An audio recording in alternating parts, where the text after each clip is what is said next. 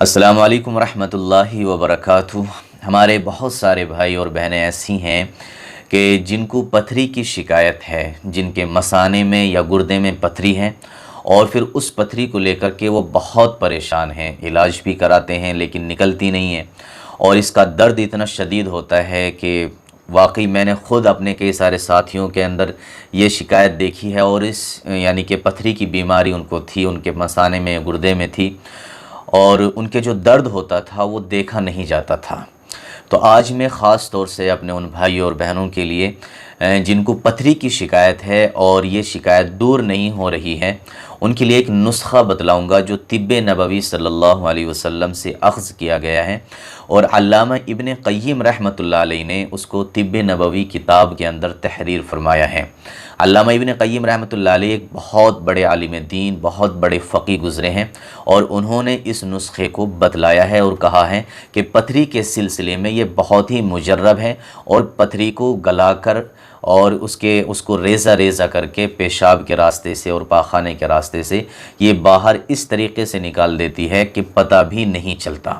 तो ये बहुत ही कीमती और बहुत ही खूबसूरत नुस्खा है। तो जिस तरीके से मैं बतलाऊँ उस तरीके से आप इसको बनाइए और फिर इसको इस्तेमाल कीजिए। लेकिन नुस्खे को सुनने से पहले मैं आपसे दरख्वास्त करता हूँ कि अगर आपने हमारे इस यूट्यूब चैनल को अभी तक सब्सक्राइब नहीं किया है तो प्लीज़ ज़रूर सब्सक्राइब कर लें। तो चलिए देखते हैं कि वो नुस्खा क्या है। तो सबसे पहले तो मैं बता देना चाहता हूँ कि ये नुस्खा तैयार किया जाता है कलौंजी से और कलौंजी की बड़ी फ़जीलतें अहादीस में आई हैं। नबी पाक सल्लल्लाहु अलैहि वसल्लम ने इरशाद फरमाया, अलैकुम बिहाज़िहिल हब्बतिस सौदा फ़इन्न फ़ीहा शिफ़ाउन मिन कुल्लि दाइन इल्ला साम, कि कलौंजी के अंदर इसको आप मज़बूती से पकड़ लें। हुज़ूर सल्लल्लाहु अलैहि वसल्लम ने इरशाद फरमाया कि कलौंजी को मज़बूती से पकड़ लो, इसलिए कि इसके अंदर हर बीमारी की शिफा है सिवाय मौत के। और भी बहुत सारी अहादीस से इसकी फ़जीलत का पता चलता है। तो चलिए अब नुस्खे की तरफ चलते हैं। अल्लामा इब्न क़य्यिम रहमतुल्लाह अलैह फरमाते हैं कि शहद के अंदर कलौंजी को पीस करके मिला लिया जाए और माजून बना लिया जाए। और मैं ये भी बता देता हूँ कि जो कलौंजी है अतिब्बा ने और डॉक्टर हज़रात और हकीमों ने ये भी ज़िक्र किया है कि अगर इसको ज़्यादा मिक़दार में इस्तेमाल किया जाता है तो फिर ये नुकसान भी देती है।